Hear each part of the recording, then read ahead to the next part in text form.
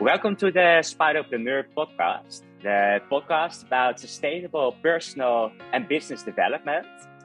In this episode, we will cover a very relevant and interesting topic for next generation entrepreneurs. And this topic will be regenerative entrepreneurship. And who better to ask questions about this topic than Eddy van Hemelrijck? Eddy facilitates different meaningful projects, and he's a senior lecturer about subjects like sustainable business and personal development, leadership, and he's also a TEDx speaker. But Eddy, maybe you can shortly introduce yourself to the listeners who don't know you yet. Okay, thank you for the introduction. It's always nice to listen how you be introduced by someone.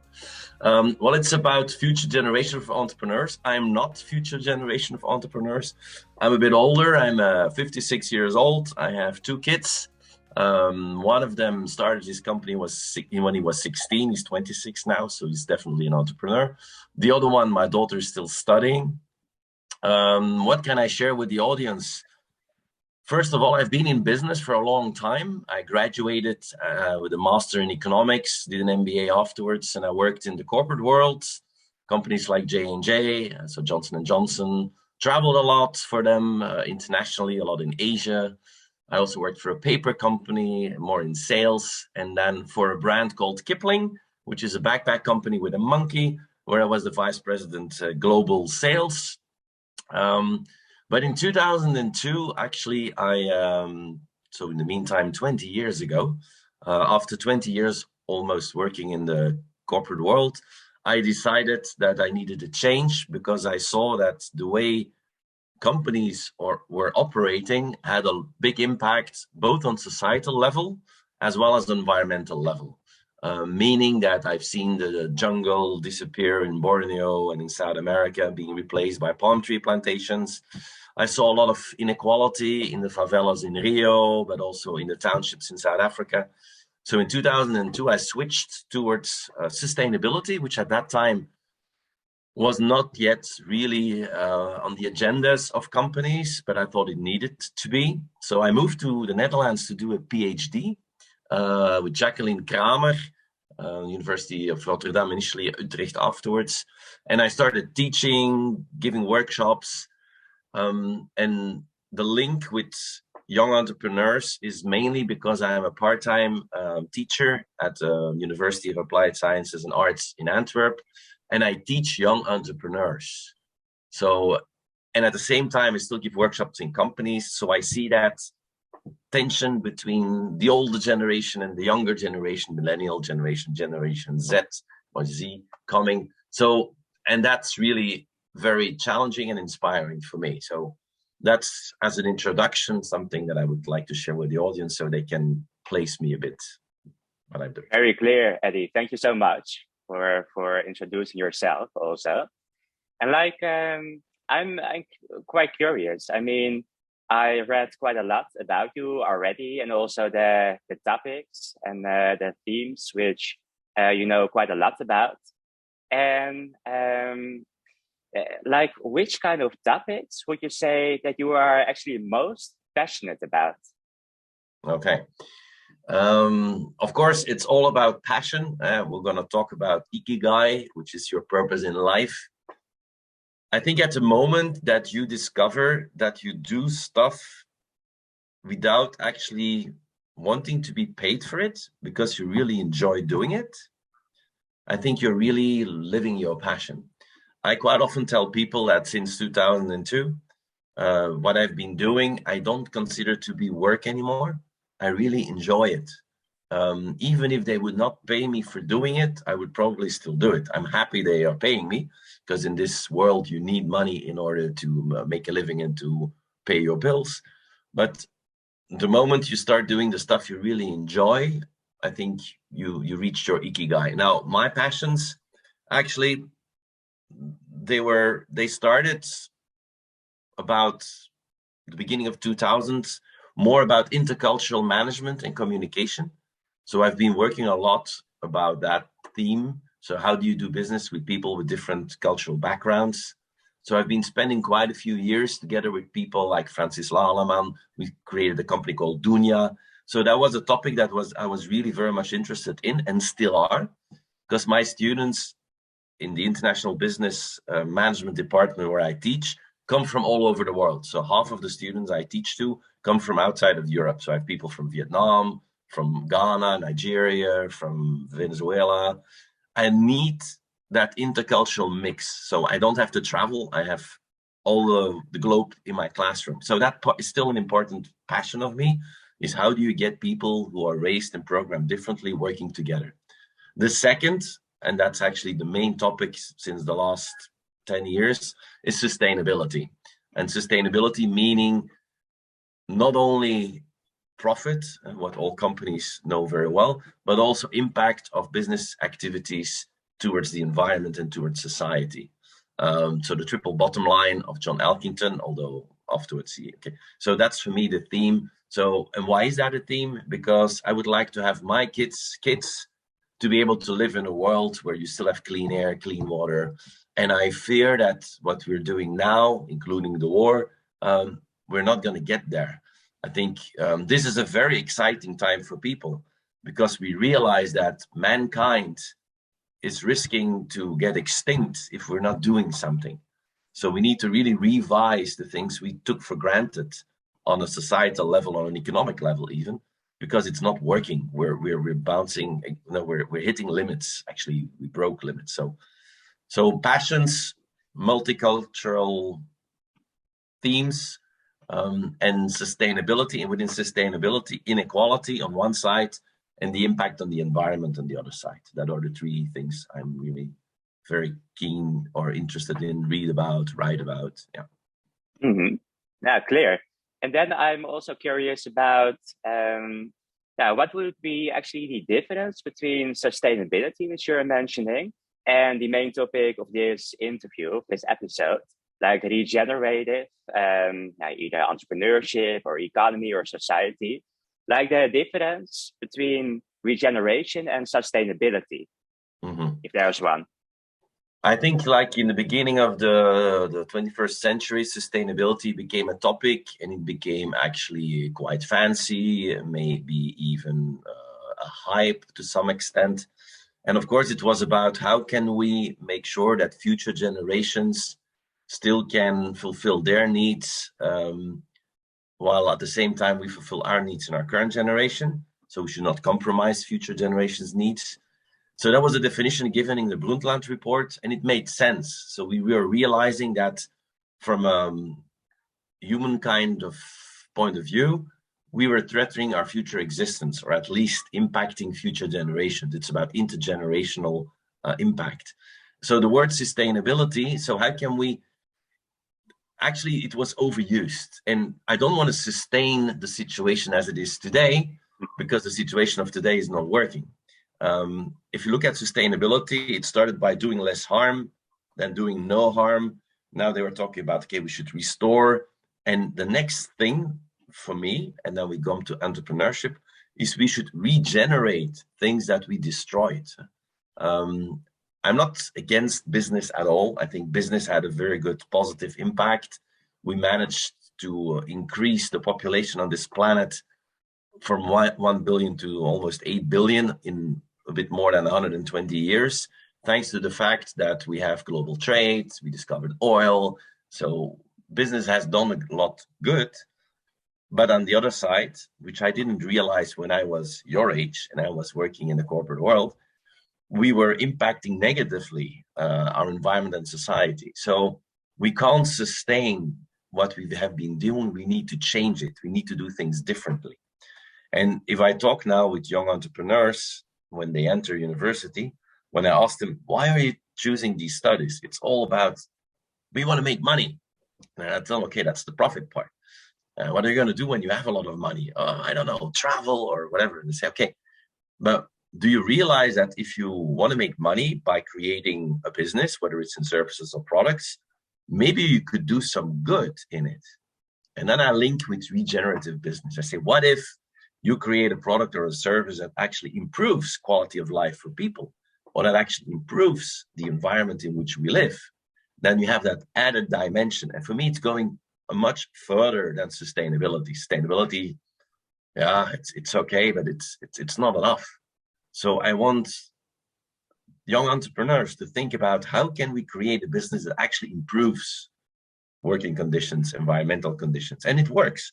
I mean, at the end of the 3 years bachelor's, when a lot of students choose for making a bachelor thesis about sustainability or regenerative business, they tell me they still want to make money, they still want to start up a new business, but it should have an impact. And I think, and that links to Ikigai, I think I've seen enough people in their 40s, 50s that are not that happy. They are in business, they started up a company, they made money, but they lack purpose.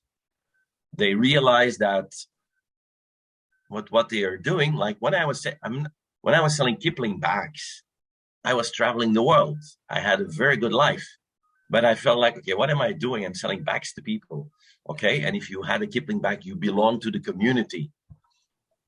But I think there are other issues we need to tackle, whether it's climate, so I hope that a lot of young entrepreneurs, when they start a business, those who are listening to this interview, that they ask themselves, okay, what's the added value of what we're doing with our product and our service? And the byproduct should be, okay, and we can make a living out of it. Maybe we even become rich out of it, but it should not be the main goal. So there is that financially independent, retire early. And so I have entrepreneurs starting, we want to have an app. And then after 5 years, we want to sell it to Google and become a billionaire. I don't know. I mean, it's okay, but what if you develop something and you can keep it, and maybe your kids can, if they want to run it, and you actually contribute positively to society? I think it's going to give you a lot more satisfaction than the money. So for me, regenerative business is business that regenerates life, whether it's on societal level or whether it's on environmental planet, whether it's trees or plants or birds. Okay, but that brings me to the donut economics. I don't know if I can explain that now. Oh, please do, Eddy. Certainly. Yeah. Oh, so I'm an economist. I'm writing on a book on the new financial economic system. But I refer to Kate now, Kate Raworth of the donut economics. For those of you who don't know it, she's making a very visual representation of a donut, the thing you eat, sugar-coated or whatever. In the whole, if our mankind is in the whole, it means we don't have enough. We don't have enough food. We don't have enough accommodation. So we need to lift people out of the hole to put them on the donut. Outside the borders of the donut, you have biodiversity that is being threatened. It's climate change. It's ozone layer depletion. It's extinction. So we should be able, and a lot of the wealthy countries, we in the West, we are on the donut.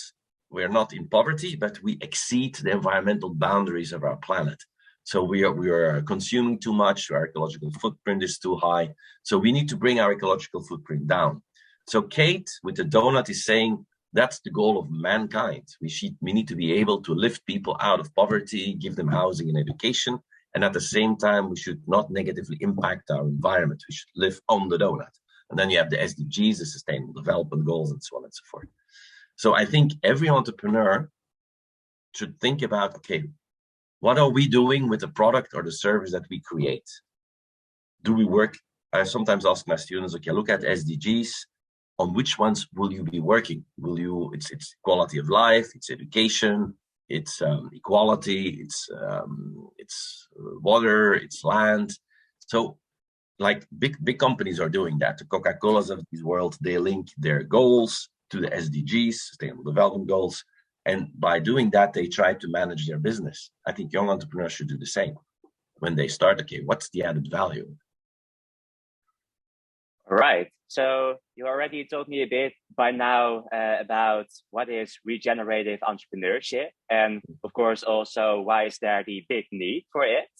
And then I'm also curious now, like, how would you define typical, let's say, characteristics of a regenerative entrepreneur? Okay, good question. I'm going back in history a bit. In Antwerp, there's an organization called Think.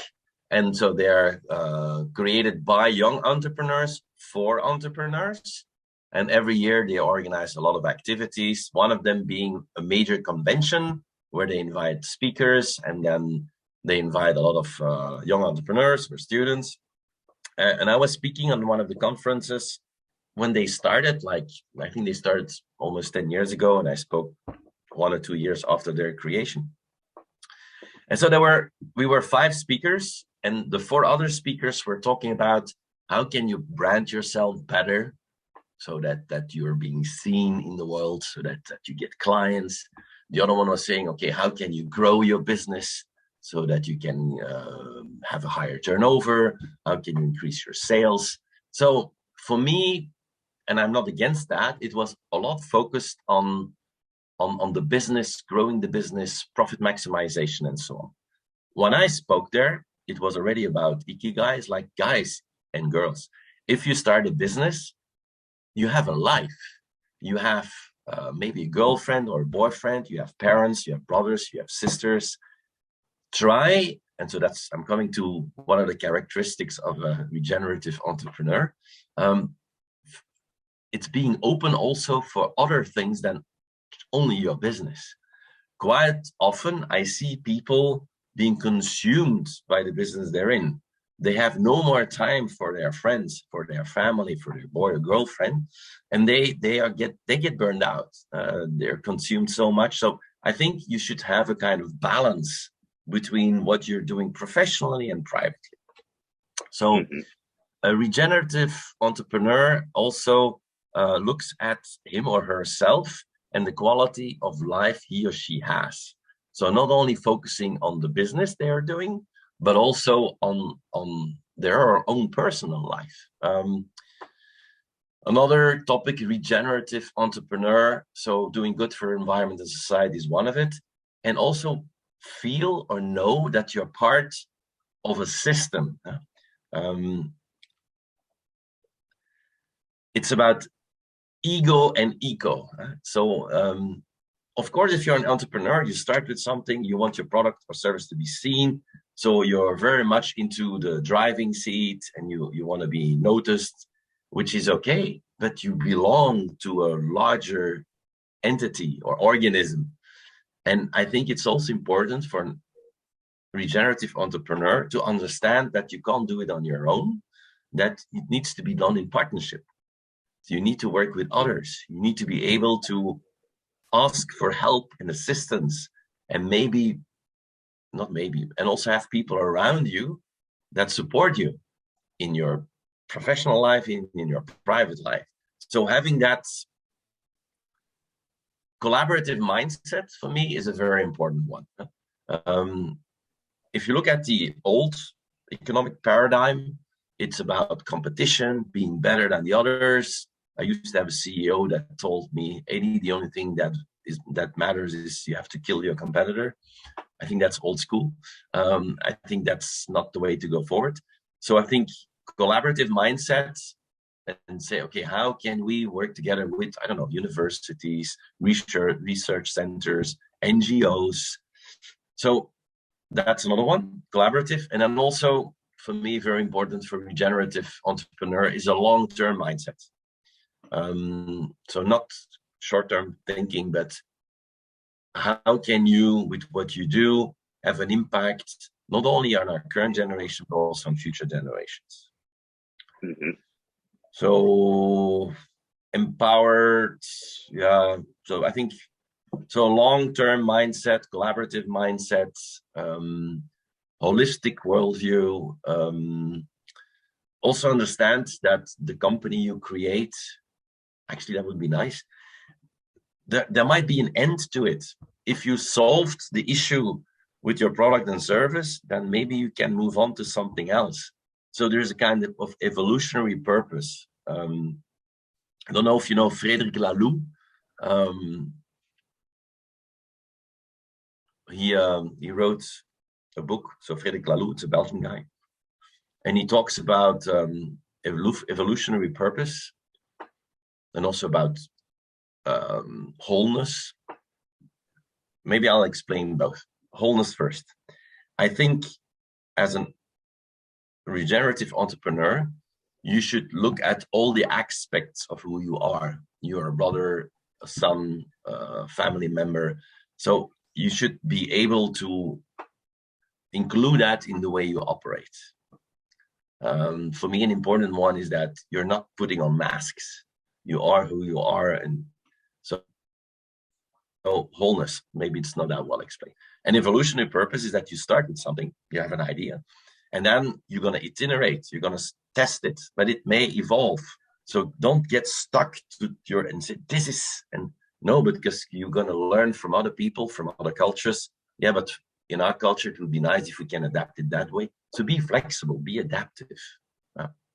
Okay, that's maybe enough as an answer on your question. What are the characteristics of a regenerative entrepreneur? Certainly it is. And thank you so much for sharing all of those characteristics. And I can imagine that if you are still very financially driven as an entrepreneur, imagine you're listening to this episode, then you're thinking like, okay, I have to find the right balance between work, life, but also taking into account the environment. I have to take up a systemic approach, an holistic approach, if you will, collaborative mindset, which is long-term oriented, and be adaptive as an entrepreneur. So it's quite a lot, of course. And then there's the question like, okay, if I'm still very financially driven, but I would like to take the first step. What first step should that be? How can I take the first step as a financially driven entrepreneur to a more regenerative entrepreneur? Well, I'm going to contradict you because I don't think you should start with the mindset of a financial entrepreneur. I think from the design point of view, so from the start, you should include the regenerative aspect. No, what you're pointing out is that, of course, and that's a bit the struggle we have in our current economic system, is that money is so central, so key. If you do not have the means to start, you can't start. That's why I'm working on a book together with Stef Kuipers about a new financial system to replace, maybe, hopefully, in the future, our current economics/monetary system. And one of the important aspects in the system is a universal guaranteed income. I'm really a big fan of universal guaranteed income combined with negative interest. But I don't know if I have to explain everything in detail, but I noticed that a lot of the young entrepreneurs that I meet, they don't have the financial means. They have very good ideas, but they're struggling. So what do? Crowdfunding, going to banks to get loans, and then they get money. But the people that, unless it's crowdfunding, if they go to banks or financial investors or something, they want to have a return of 10, 15% or more. So then they are forced to grow and to expand, and they get stressed. So our current economic system pushes people into thinking about getting enough money to start, and then if they get the money, they have to grow enough to pay it back with interest, and it makes people sick. So how can we avoid that challenge that young entrepreneurs have today? And for me, one of the solutions would be, it's not there yet. So you can ask me, yeah, Eddy, but it's not there yet. So universal guaranteed income, where they get, I don't know, €1,500 a month. And then we would see a lot more entrepreneurs starting, because now I know entrepreneurs that work in Albert Heijn, spend, I don't know, 40 hours in Albert Heijn, or too exhausted really to do something there, what their real passion is, because they hope to build up the money, the capital, to start working on their own thing. But of course, with the salaries Albert Heijn is paying, they don't save so much money, so it doesn't work. So nevertheless, if I look at my son, I'll give him as an example. He started with he's a film director. He started with a small company with a partner. They were doing pretty well, but it became very commercial. So they were getting from all kinds of companies assignments, but more into advertising. And he wanted to have an impact on a societal level. So let's say he's a more regenerative entrepreneur. So he said, yeah, but I don't want I make money doing it, but it's not what I really want to do. So 2 years ago, he started with a second company called Mercator TV. And their focus is we make documentaries and movies that matter, that have a societal / environmental impact. They measure their CO2 emissions if they make movies and so on and so forth. And he was like, okay, this is really what I want to do. He made a new website, they promoted it, and I was like, okay. And he gets customers. He has companies saying, yeah, we want to work with you. Despite the fact that he's advertising, we pay our people better than the average in the sector. So he's paying their cameraman, audio people more, I don't know, 10 or 15% more than normal, because he thinks they deserve a good salary. So which means that customers that work with him, they have to pay more because he needs to pay his people more. And it's working. So he's trying with the regenerative entrepreneurship mindset to do his business. And at the moment it's still working, but I don't know if it's going to be able to continue, but it is. So despite the fact that there are at the moment restraints, financial restraints, I think you really should focus on what's the societal environmental impact of my business model. And of course, you need to find the financial means to do it.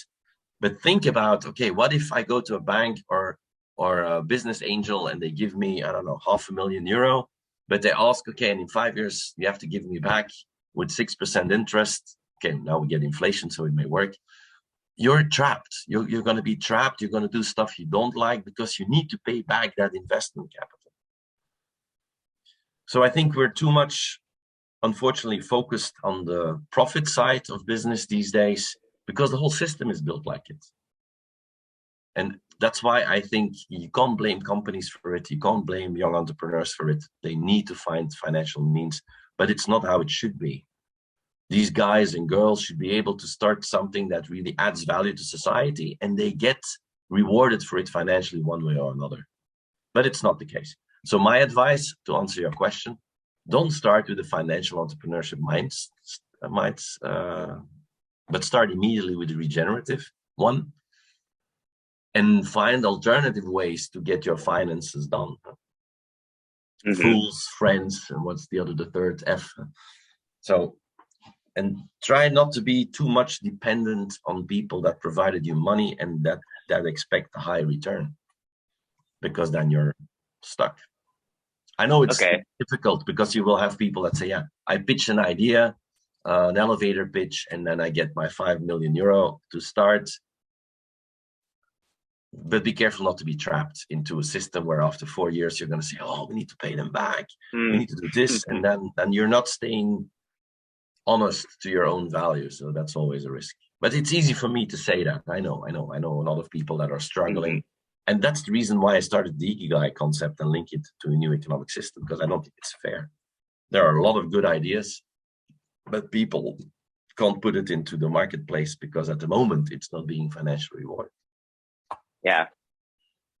And I can imagine that, one way, of course, to find out that being only financially driven is not everything. Eventually, you will come to the point that you think, okay, there has to be more to it. I also want to add value to the environment, etc., etc. But are there also other possibilities to not first find out yourself, which will take up a lot of time, possibly, to first get a big financially thriving business, but already by now, without having that, to develop that realization that you already can, first of all, be a regenerative entrepreneur, and secondly, also see the need of it. So be intrinsic motivated about it. Well, I start with the last thing, the need for it. We really need it. Our world needs it. And I think the younger generation sees it. If I look at quite a few of my young students, they realize that we messed it up. So they do admit that something is fundamentally wrong. I mean, during Corona, the 1% got even richer and wealthier. So the inequality gap is getting bigger. And they also see that, I mean, today I'm sitting here at 40 degrees in Antwerp. So, I mean, So we're going to have more extreme weather conditions coming up. So we should, young entrepreneurs should be thinking, what are the things that we really need to tackle? And it's probably not, I don't know, a new perfume, or I'm nothing against perfumes, but there are important things we need to realize. We're going to have water shortage. We're going to have climate impact. Trees are dying here in this climate because they're not used to this heat. So it has impact on insects. And if we don't have enough insects and bees, it has impact on food. So I do want to urge young entrepreneurs to think, okay, what is needed for future generations? What is needed for my kids in the future? And what can I do about it? So if the start is still, I want to make money, I think it's fundamentally wrong. So I understand when I was 18, 19 or 20, I graduated when I was 21. I also went to work in a company and I wanted to have a salary because I wanted to have a car and I wanted to have a house. I wanted to have kids. So you need that financial stability. But if that's your main driver, please don't start. It may sound strange, but I'm really saying that out loud. I love that you want to be an entrepreneur, but think about, okay, what is really needed? So start looking at your needs, and your own needs is, okay, I need to have enough to survive. I need to have enough to go on holidays or whatever. But if you choose only for that, I guarantee you're going to have an empty life. I know people that chose for that, made a lot of money, and then said, okay, now what? I have my millions. I can travel wherever I want, but I feel empty. And that maybe comes indeed at a later age, but still, I've been traveling now for 4 months. I'm just back from a kind of sabbatical where I did research in Colombia, Panama, Costa Rica, and Canada. And I met people in their early 20s that were saying, okay, we got out of that corporate world, okay, 25, 26, because I didn't feel rewarded or fulfilled with what I was doing there. Now I switched and I'm working here in a cooperative in Colombia and have impact. I help the local society. I make less money, but look at the happy faces I see around me, and I have enough. So, of course, not everyone realizes that when they're 25 or 26, but it starts to be, I know people of my son's age, also 26, that worked for a big company that said after 5 years, bye, I have a girlfriend, I have a van, I'm going to travel for a year because I want to, you should work to live. You should not live to work. My generation, it was about, okay, if you graduate, you're going to work, and you live actually almost to work. I don't know about your parents. And then now the generation is saying, no, we're on this planet. Not, okay, you need to work to some extent because we need to make sure there's food for everyone and there's healthcare for everyone. But it should be the means to get somewhere. And so for me, you should be able, you should work to live, you should not live to work. So, okay, I've been saying a couple of stuff, but so that was the second question. So not the financial mindset, the needs immediately, what's the impact that I have? And I do see that. At university, they have to come up with projects in the first year. For example, fashion. I have quite a few of my students who want to go in fashion. And then you have fast fashion. Huh?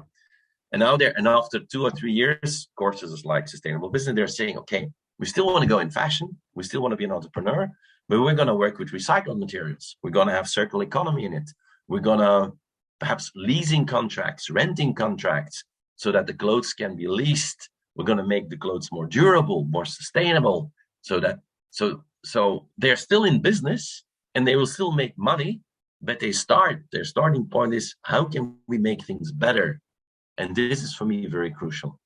It's not about more, it's about better. How can we improve the quality of the products we make? Today, because of our current economic system, products are made to break as quickly as possible. Not too fast so that people still have trust in the brand, but not too long because then I can't sell new products. So the iPhones are made like that. Your clothes are made like that. If you buy a clothes of Primark, you wash it 5 times and it's gone. For them, it's okay because then you buy a new one. Huh? So, and we should move towards, if I see the age group of my daughter and son, so early 20s, they go to thrift shops, they like it. They say, wow, this has been worn by someone, who knows what's the history of it. So I think there is so much business available now, new business, and that's where the young entrepreneurs should focus on. And then it will come, the money will come. Yeah, wow. Yeah. And those entrepreneurs who are not like people in their early 20s, which you met, who are already very much taking into account the aspects of sustainable entrepreneurship, regenerative entrepreneurship. But those who are actually not really feeling it, those people who are not really feeling the need for it, like, should they travel the world to see it or do something else? What should they do? Okay. Well, those who don't see it, I don't know where they've been living or which planet they've been living. Because I think you open the newspapers, you listen to the news, your website or whatever. I think with all the demonstrations you had from the younger generation, Greta Thunberg for environmental issues, but also inequality. Okay, but imagine they still didn't see it one way or another. Yeah, take a backpack and travel, and go to places. Or I mean, you don't have to travel that much. Go to the center of Amsterdam or Den Haag, and you will find people living on the street. Observe what's going on. I mean, I think a lot of stuff you can see also at home. You don't have to travel. But if you travel, you meet a lot of people who are more aware of what's happening, I think, and you can also compare. I mean, I've been in Colombia. I visited the finca, which is a farm, and the way of life. And I'm not saying that we all have to live that way, but I mean, it was a valley, and there were 7 brothers, and each of the brothers was married, had kids, lived in the valley. One was doing cacao, the other was coffee, the other one sugarcane. And they had a small production unit. They actually branded the products and then sold them, and they were taking care of the environment because they had their kids that hopefully one day would take over the business. So they were not using too much or actually no pesticides, because then they know they would destroy the earth. So they had a kind of regenerative way of doing business, because they knew that their kids one day would live there and still needed to be able to live. In Canada, I met some of the local tribes. I mean, they lived much more in relationship with the earth, because they knew that they were going to have a generation coming after them. So I think that it may help for those who don't see it yet to do so. Now, I mentioned when I was I sailed from Colombia to Panama on a boat.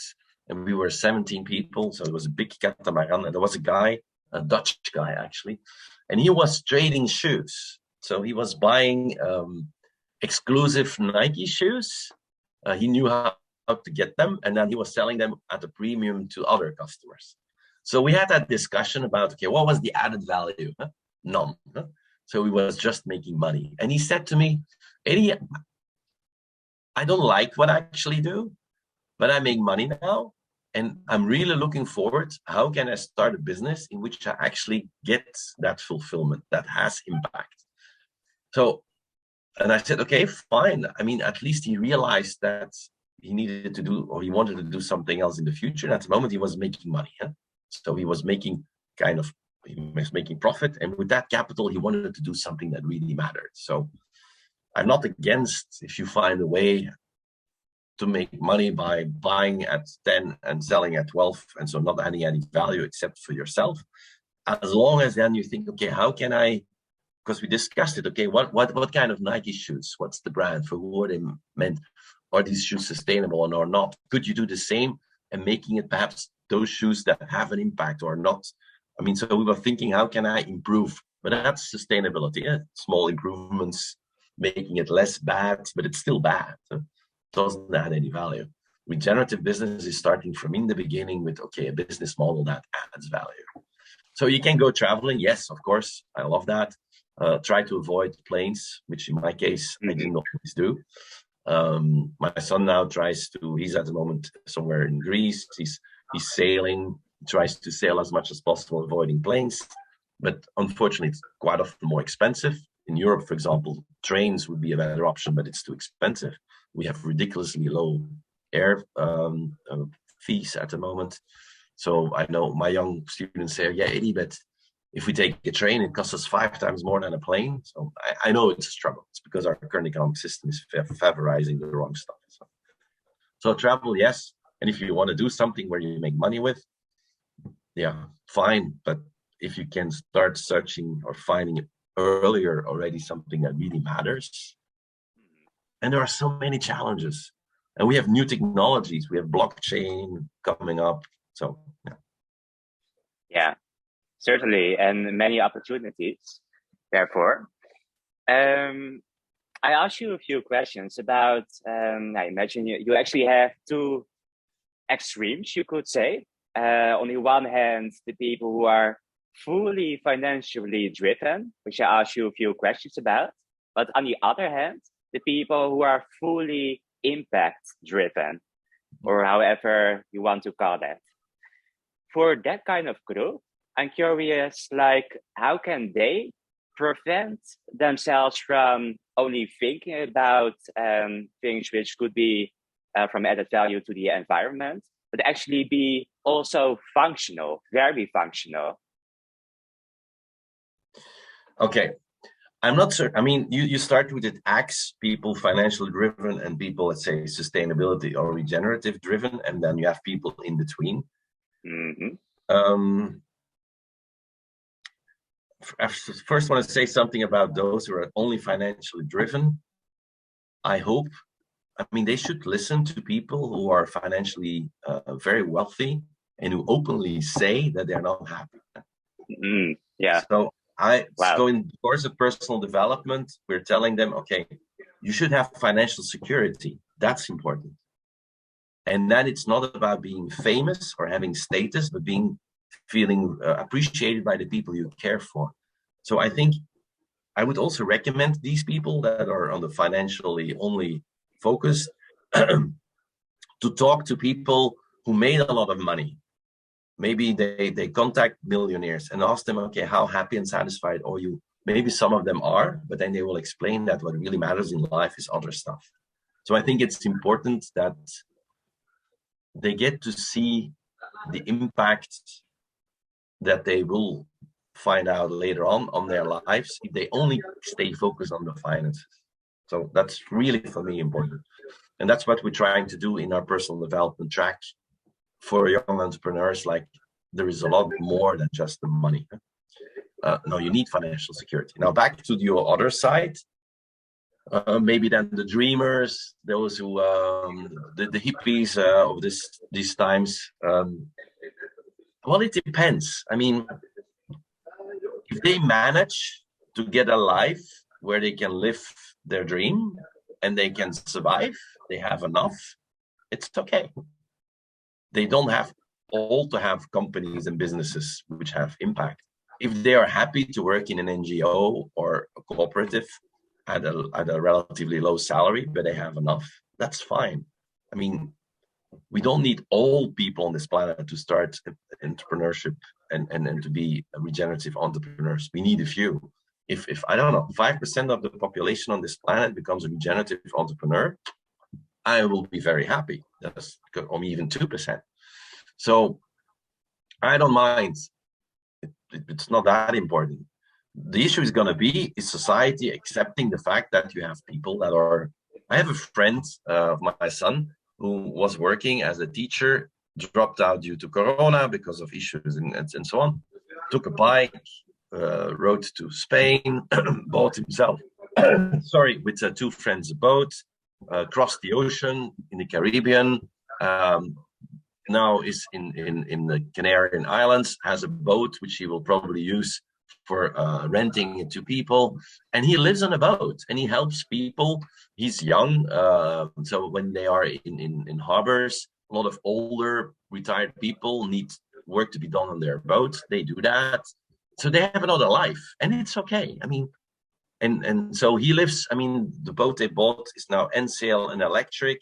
They eat vegan, so it's okay. They have a very low ecological footprint. They are making people happy because they're taking them their boat. It's fine. I mean, who am I to judge?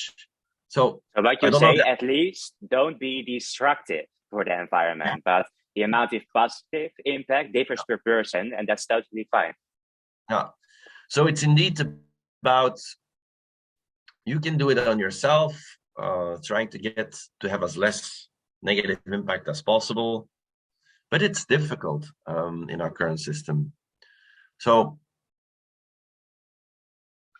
yeah, basically, I don't know where you are on the axe, whether you're much into finance or much more into environmental / societal. I moved from not having the awareness, automatically going into an MBA, climbing the corporate ladder, making money, buying a house, traveling, and so on, without realizing the impact that I had. I think a lot of the people of my generation, we didn't realize what we were doing.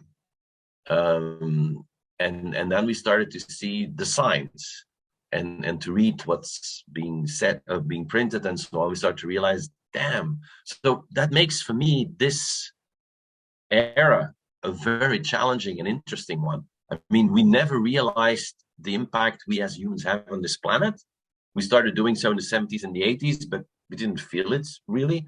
Now we do see it with bushfires everywhere, with heat waves, with floodings. And we start to realize, damn, what are we doing on this planet? Maybe we should think about our lifestyle. And if we think about our lifestyle, okay, if we change the lifestyle, we still need companies, organizations to support us to live and to get clothes and to get heating. And then, of course, you have this silly thing, which is war, which I still don't get. I mean, aren't we still not smart enough to see that the war is now? Why do we have war? It's another topic, but we have a war because it's financially interesting. I mean, the military industry was out of wars. We stopped war in Afghanistan, Libya, Syria. There were no bombs being dropped anymore, so we needed a new war. So a lot of companies, maybe even countries, are happy because we're again bombing. So the military infrastructure is working again, but it's threatening our lives. The military budgets in countries now are being upgraded. Where actually we should be thinking about, okay, we have debts. All our countries are in large debts. We have problems all over, in Belgium, for example, to pay pensions. And now we're going to spend more money on the military. I don't get it. Okay, I know people will say, yeah, but if you're not defending ourselves, the Russians will be here, and we will. Yeah, so that's why we need to spend money on defense. I think we have more urgent questions. And Ukraine, for example, we get so much grain from it. It's for food, very important. And now we're bombing it and we're blocking it. It's very interesting, Eddy, to look at it also on a collective level. And I'm still very curious. Like earlier, you were mentioning also the ego, which just a question popped up for me. It's just like, besides the planet, the environment, like in what way would a regenerative approach also be beneficial to the entrepreneur? Well, when I hear you asking the questions, you do focus a lot on the environmental issues. For me, as important is the societal impact. I mean, we in the West, we became rich because we exploited people in the South. That's a fact. So if you look at the wealth we created in Europe, it's because we colonized Africa, we extracted raw materials, we put our factories in countries where it's really badly managed, people are poorly paid, they don't have life, they don't have social security. So for me, as important as an entrepreneur is thinking about, where do we get a product made? How are the people treated over there? Now, on a personal level, as an entrepreneur, it's about happiness and satisfaction. You will, I mean, an entrepreneur, maybe I will do. Michel Bouwens is a peer-to-peer guy. He's a Belgian guy. He's one of the few Belgians, or the only one on the enrichment list of fortunes. So not the richest companies, but people that have an impact on society. It's called the enrichment list. And actually what he says is, instead of using the word entrepreneur, which comes from French, entreprendre, so you take, we should become entredonneurs. And donner in French means giving. So instead of being an entrepreneur, someone who takes, we should be an entredonneur who gives. And on a personal level, I guarantee you, if you give something to someone, a gift, it can also be just saying to your mother that you thank her for everything she's done for you. So you tell her that. It's a gift you give her. She will be happy because you tell her that. And you will be happy because you will see her reaction. And you feel like she really did something for me over the years, mother or father. So I like the concept of, and that's your question about individually as an entrepreneur, maybe we should become more entredonneurs. We should be thinking, what's the gift that we received? You're good in organizing these interviews, for example. By recording and distributing this kind of conversations, you're giving, it's a gift to people. And you're not paid for this. Maybe one way or another you will get money for it. I don't know how. But at the same time, it gives you satisfaction. It makes you happy because people are watching you, and maybe someone will say, hey, I watched that interview with Eddy and thank you, it was inspiring. And that's what it is. So entrepreneur, combine it with entredonneur. So what's the talent you have and what can you give people? And if you start giving something, you will feel it will make you happy. It's proven, there's research about it. So maybe we should become more entredonneurs. And if it's entrepreneurship just for the money and getting more money, what if you start giving stuff, creating products and services which actually have an impact? You will get people coming back to you and say, hey, do you know, 5 years ago, you interviewed someone else here, the one before me, and actually he really changed my life. And I live a more valuable life, more fulfilling life. That will make you happy. It's worth a lot more than the money. Wow. So become an entredonneur instead of okay, you can still entrepreneur, but the donner should be, the giving should be more important than the taking. The taking will come.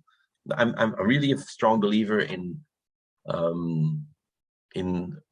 what you offer, you will get back one way or another. If you do good, you will be probably getting good stuff back. If you do bad, the opposite may happen. Exactly. And imagine you're working on some kind of big project, very big, impactful project, but the feedback you get could maybe be after a few years. The feedback, I'm talking about the gratitude from people which you helped, or those kind of things. Then how can you still keep being motivated, if the feedback loop is very long, so to speak? Well, this is an issue. I'm glad you mentioned it, because we're so much into instant gratification. Our society is pushed into instant gratification. You want something, you go on bol.com, you book it, and 2 hours later you have it. So we're not used anymore to wait. There is a very interesting experiment with marshmallows, which started in the 60s. You can watch it on the internet, marshmallow test. So what they did, they had kids between, 4 and 7, and they gave them 2 marshmallows. No, they gave them 1 marshmallow, and they told them, look, you can eat it now, or you can wait for half an hour, and then you get a second one. I do that with my students too. Beginning of the new year, I give them all a marshmallow, and I tell them, look, you can eat it now, but if you don't eat it at the end of the lecture, you get another one from me. And then, I don't know, you need to like marshmallows. If you don't like marshmallows, it's not really working. But imagine, would you eat it immediately or would you wait? Well, that's a good question. Like now, I would say I wait, right? But earlier you were mentioning the donut economy, now the marshmallow test. I'm getting a bit hungry now, Eddy. Okay, so you may take it, and then quite a few students do eat it immediately. Only a few wait. Now, what they did is they checked these youngsters. They followed them for 40, 50 years, The ones who waited for the second one scored better in high school and universities, got better grades. They also got better jobs and higher positions in companies because they had the discipline to wait and not immediately go for reward, but to say, okay, it makes sense to wait because then I have two and I like it and I can eat and I can spread it still. Now, And then there's the question, of course, like how can you develop that discipline? Well, that's where we give workshops for and trainings for. So going back to your question, but I'll give you it's true. I mean, you should be able to change our current lifestyle from instant gratification to, I mean, it used to be like your birthday was coming and then you were going to get something from your parents. Now you buy it instantly. And they say, okay, buy it now and then it's for your birthday. So we're not used to do that anymore, which is sad because I think it really works. I wanted to add something to it. Okay. I think half a year ago, I get a LinkedIn message from a student that was in my classroom 10 years ago, Spanish guy, Erasmus student. And he said, Eddy, I want to share with you that 10 years ago, I followed a class with you and you told us that if we didn't know what to do, we should travel, which is what you were asking. So I worked for a big company, and at a certain moment in time, I decided I stopped working. I bought a motorbike and I traveled through South America. It was the best year ever, and it's because you told us that if we're stuck somewhere, we should start traveling. So he sent a message. I didn't hear from him during 10 years, and then I get a mail like or LinkedIn message, and it feels good. So did I expect that would happen? No. Did it because I wanted him to send me that message? No. But so it comes back. And yes, you're right. It may not be instantly.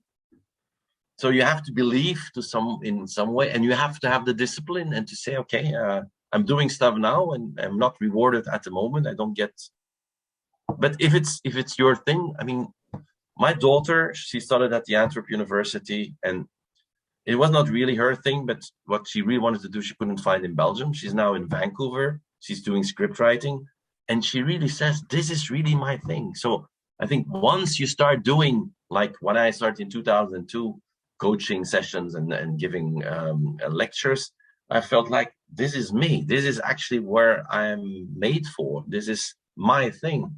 Now, in order to find your thing, you need to test and find out. And it may take a while before you really get it, and it may change, but live a life. Don't be lived by others.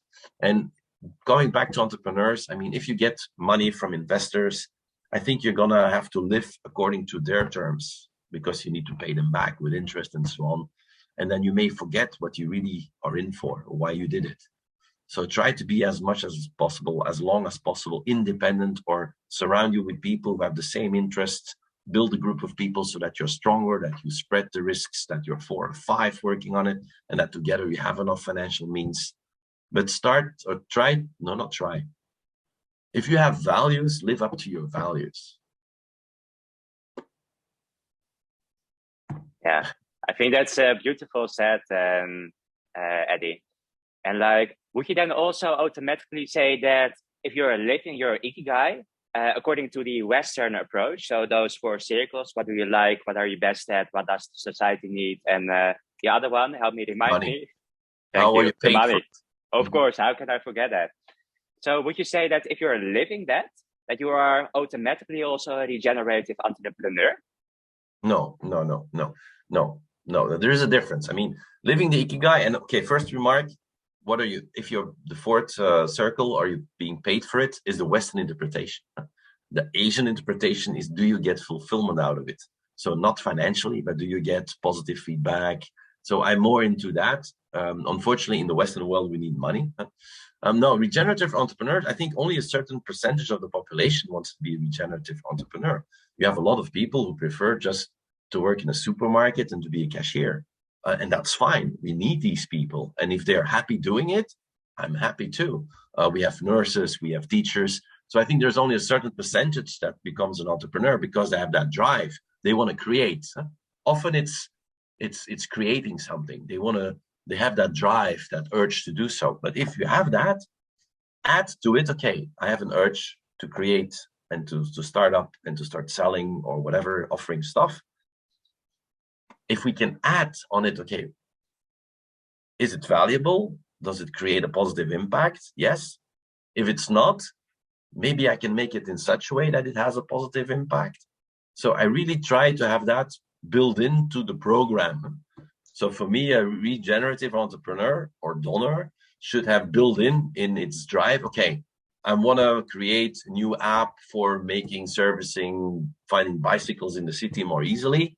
Okay, what's the added value? Okay, maybe I can make the app focused on bikes that are made in a sustainable way or whatever. So go a bit further than just offering the service and the product and say, okay, how can perhaps I work together with people who are disabled, who can repair. So I make a contract with a repair shop that the bikes that I'm pointing people to with my app also automatically includes repair shops run by disabled people or people coming out of prisons that started such a kind of a business. So try to expand immediately from the beginning. So that's why I'm not such a big fan of you start as a financial entrepreneur, you become, no, you should from in the beginning think about how can I have an impact? How can I work with people that, and it's not that difficult. I mean, it's common sense, but you need to have that built-in reflex, like, okay, with who I'm going to work? How can I make sure that I include people that perhaps do not have the means but need it? So, yeah, okay. And you also told me, Eddy, like not everybody has to be a regenerative entrepreneur. And also earlier in the interview, maybe 5 or 10%, of the population develops themselves into that. Like that actually brings me to the last question, which I'd like to ask you, which is about leadership. Are those people the leaders of the next generation? Would you label them like that? I'm going to come back to the 5% regenerative entrepreneurs. I want all entrepreneurs to be regenerative. So it's 100% regenerative. But from the whole total population on the planet, working force, only a few will become entrepreneurs. Others will just be, will be managers or whatever. Huh? So, but those choosing for entrepreneurship, I would love them to be all regenerative entrepreneurs. I think we need it. It's also out of self-interest. We need to come up with good ideas, and we need people who are having good insights, who have really smart ideas that can make it better. So 100% of the entrepreneurs should be regenerative. That's really my target. Now, your last question, can you rephrase it again? Yeah, let's keep it very simple, the question. Like, what does leadership have to do with regenerative entrepreneurship? Now, if you look at entrepreneurs, and now we're back to maybe personality to some extent. You have the extroverts and the introverts. In entrepreneurship, you have that too. Do they have to lead the way? Yeah, ideally, if they have good ideas, but they're going to try to make it known to the world anyway. Huh? But the impact will perhaps be different. Is it their target? It's probably not their goal. Or maybe some of them really want to have, like Elon Musk, a high visibility. And that's good. But I think if they have good ideas, hopefully they will be noticed anyway. So what they do need is indeed leadership, self-management. So they should be able, and then we're back to the discipline. I think a very important component of an entrepreneur or entrepreneur, regenerative or not, is to have that discipline to be able to manage yourself. And then it's about energy levels. You're going to spend a lot of energy in creating your business. You should be able to balance it, which means that if you spend 100% of your time on your business and you forget your body, your mind, you should take care of yourself. So you should know what your body and your mind needs, which means distraction, sometimes doing nothing, maybe playing badminton, maybe having a girlfriend and also spending time with her. So I think the leadership, self-leadership, management or self-management is an important one. Leading others is going to be important because you need to work with others. A good idea, only you have that idea and you try to put it in the world without cooperation with others is very difficult. So you need to be able to inspire and motivate others, which for me is leadership. So you should have people, I mean, if you have a good idea, it has impact, it will grow. it will mean that you need other people in other places, perhaps to grow your idea. So you need to be able to inspire people, to communicate with people, which are all components of leadership. So I think, and that's also a talent. Now, maybe you have a very good idea, but maybe you're not the people manager. Make sure you find someone who also likes your idea and believes in your idea, but who's a good people manager. And then you divide the tasks. One will work on computers and make nice websites and software and whatever. And the other one is the one who's following up people and saying, hey, now you there in Brazil, when are you going to start and how can I help you and support you? I think it's teamwork. So, but the leadership will come from collaborative leadership. Like you can't do it on your own. If you really grow your business, you need other people around you. So you need to be able to work with them. Yeah, so and as you said earlier, like a collaborative mindset is a very important characteristic of the regenerative entrepreneur. So would you therefore also say that or conclude that personal leadership as well as leading other people is irrefutably connected to regenerative entrepreneurship? Yeah, I don't know if you really should always couple it to regenerative entrepreneurship, but for an entrepreneur, I think it's really needed. The positive, the leadership point will make you aware. I will go back to my daughter, with who I spend now some time in Canada. So she learns to write scripts for TV series. They work in writing rooms. So during Corona, she was not allowed to see the other people, and they tried on Zoom. But then now they're physically together, and they sit in a room with 4 or 5. They're working on a new TV series, for example. One has an idea, says it, and the other one said, oh, that's a good idea. And we can also do this and this and this. And then the third, who is listening to it, said, yeah, and we can also do this. So you build on each other.